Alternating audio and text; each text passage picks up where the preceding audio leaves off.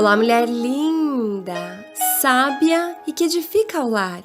Eu sou Eliane Cristine e estamos lendo juntas o livro de Sheila Walsh, Respostas de Deus em Dias Difíceis. Esta leitura foi autorizada. Para a aquisição do livro, entre em contato com a editora Thomas Nelson. Leitura número 15, Paz.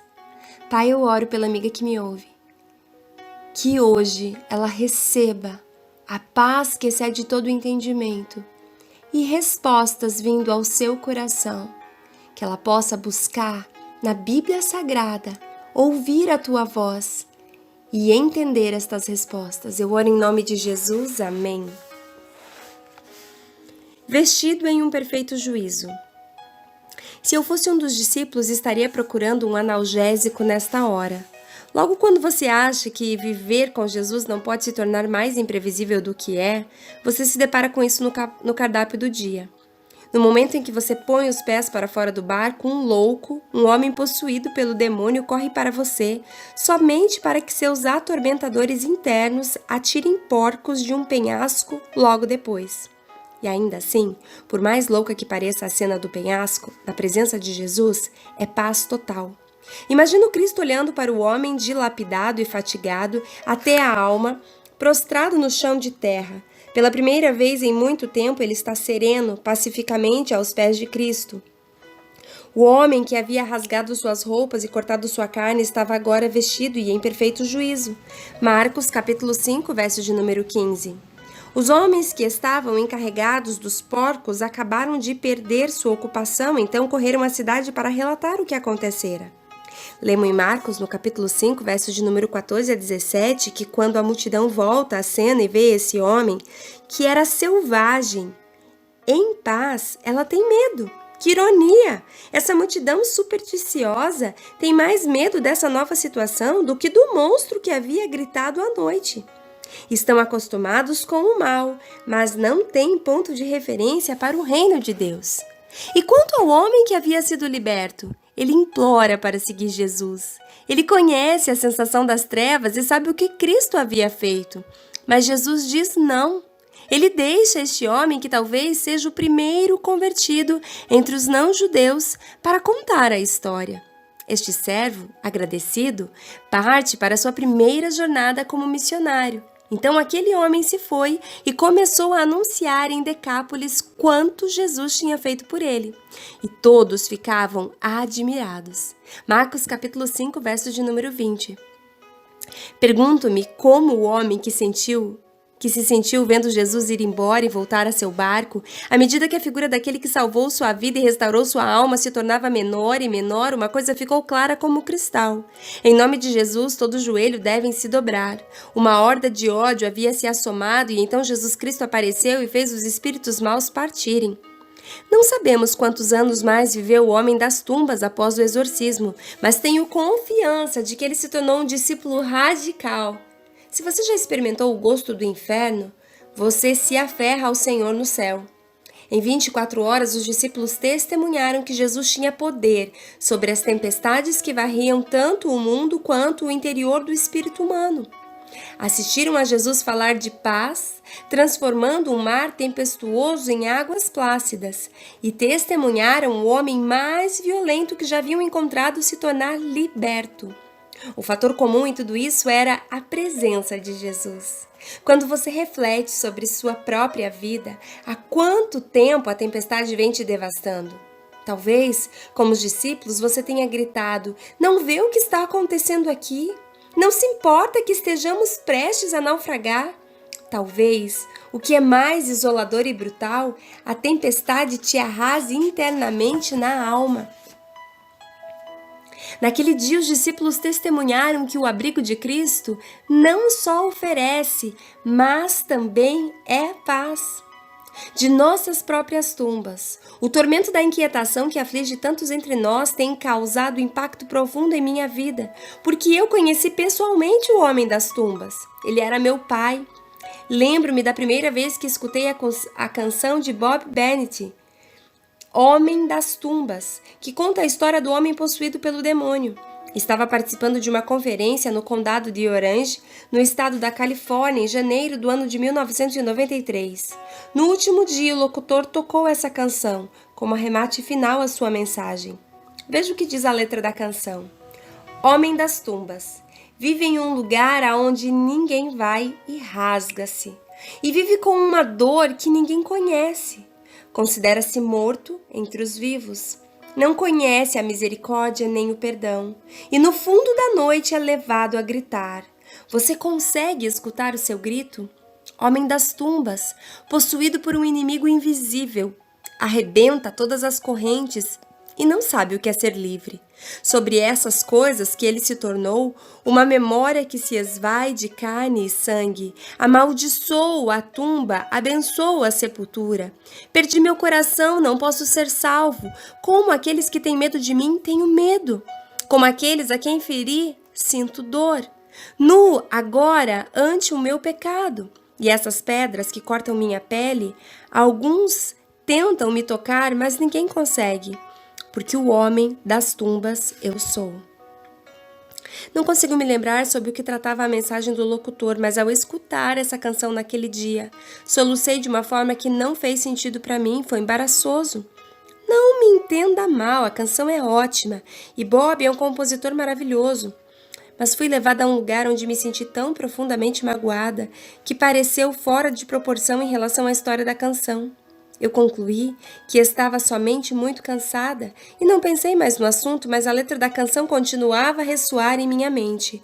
Comprei a fita cassete, sim, naquele tempo ainda havia fita cassete, à vista daqui, e botei para tocar, mais e mais vezes. A cada vez que a escutava, senti uma tristeza profunda por este louco que não conhecia a misericórdia, nem o perdão e passava por tanta inquietação e tormenta. Ao longo desses anos, estive me encontrando com Bob algumas vezes, já que não quero perder contato com alguém que me causou um impacto tão profundo. Pelo que me consta, nunca me encontrei com alguém possuído pelo demônio, e sim, da mesma forma como me aproximei daquele homem no parque, quando era estudante em Londres, também me aproximei desse homem que encontrou Jesus no litoral e finalmente encontrou a paz. Um verso em particular da canção de Bob continua a ressoar na minha mente. Alguns tentam me tocar, mas ninguém consegue porque o homem das tumbas sou eu. Compreendo o isolamento e o desespero que essas palavras representam. Quando criança, tentei muito ter contato com meu pai, mas não consegui que ele voltasse a ficar bem. Meu pai tinha 34 anos quando um aneurisma cerebral roubou-lhe a capacidade de falar e paralisou seu lado esquerdo. Este pai maravilhoso, que me amava muito, tornou-se um homem das tumbas, ainda que não fosse sua escolha. O impacto do dano em seu cérebro parecia chegar em ondas. Em um momento ele estava vestido em seu perfeito juízo e no outro era um confuso e raivoso estranho. Quando estava em seu juízo perfeito, ele chorava, compreendendo que havia ocasiões em que se tornava um estranho ameaçador para sua família e para si mesmo. Uma das minhas mais dolorosas recordações é de seu olhar na última vez que o vi com vida. Não era o olhar de um pai amoroso, mas o esgar de um homem selvagem que queria me ferir. Em vez de deixá-lo bater em mim com sua bengala, eu a puxei dele e ele caiu ao chão gritando como um animal. Ele foi levado naquele dia e morreu pouco depois em um hospital psiquiátrico. Compreendo agora como adulta o que não podia compreender como criança, que meu pai estava doente e que não tinha controle sobre sua raiva. A tristeza que suportei, no entanto, sempre me fez perguntar como seria ficar presa dentro de um corpo que me traísse dia após dia. Fui capaz de receber a paz que a compreensão traz, mas e meu pai? Que paz ele poderia conhecer? Foi só quando voltei em 2008 ao lugar onde meu pai deu seus últimos passos na terra que Deus respondeu minha pergunta. Meu pai não morreu em um leito médico, mas em um rio atrás do hospital. Ele havia fugido naquela noite e os médicos não conseguiram determinar se ele havia tropeçado e caído ou se aquela foi sua maneira de escapar das cavernas de uma enfermidade. Nunca quis andar por aquele litoral, mas me encontrei lá um dia.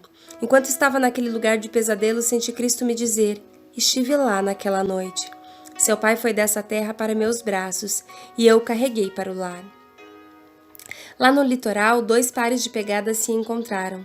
Uma voz grita: outra começa a falar. Em um único momento e com uma só palavra, o mal parte como uma manada desabrida.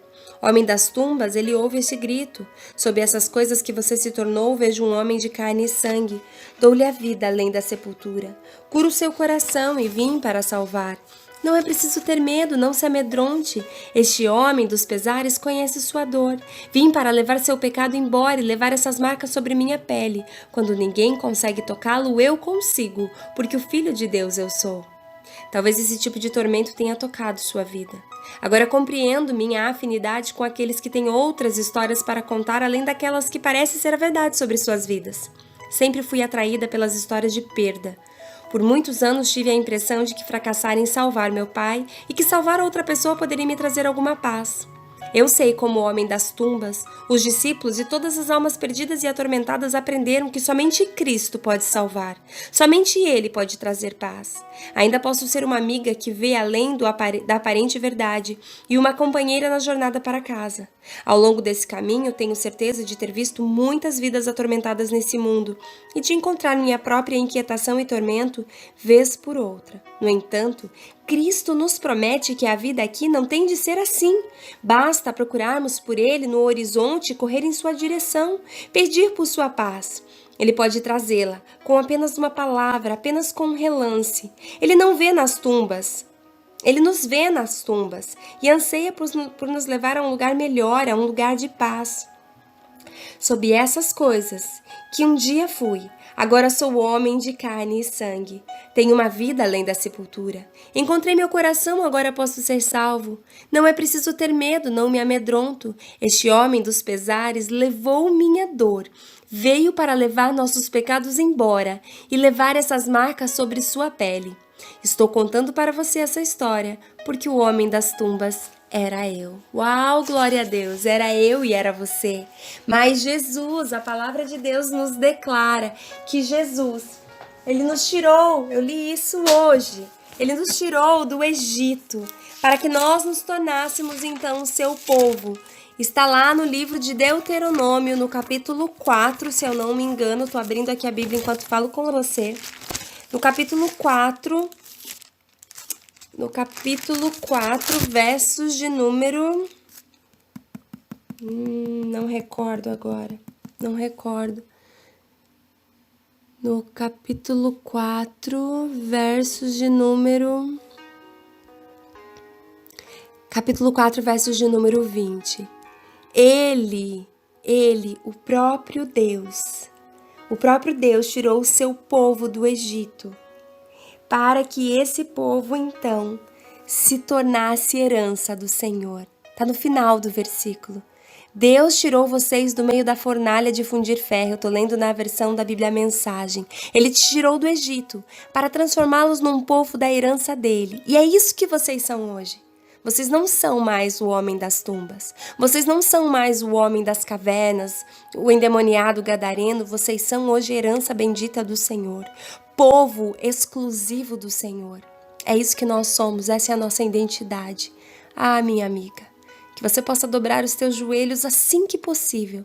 E você possa reconhecer o Senhor como Deus da tua vida e dos teus dias, o teu resgatador, aquele que é poderoso para fazer infinitamente mais e faz. E deseja fazê-lo. E o teu milagre está ao passo de uma oração, a uma distância de uma oração. Então se apegue a esse Deus. Vá para as páginas da Bíblia Sagrada, porque Ele tem resposta para você.